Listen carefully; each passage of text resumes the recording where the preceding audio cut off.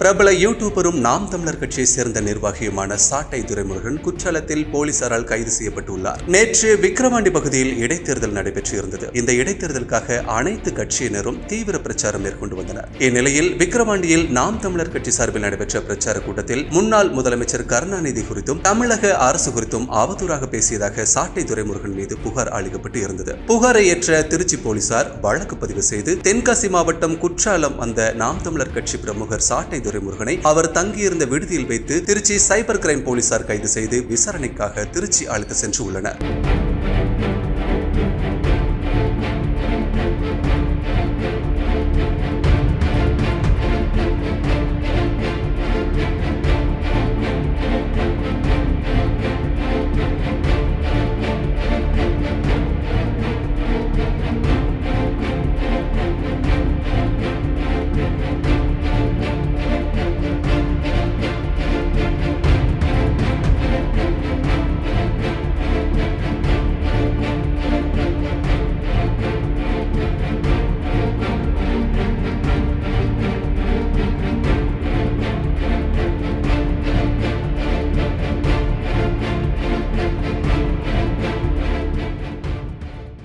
செய்திகளை உள்ளது உள்ளபடி தெரிந்து கொள்ள ரெஃப்ளெக்ட் நியூஸை சப்ஸ்கிரைப் பண்ணுங்க.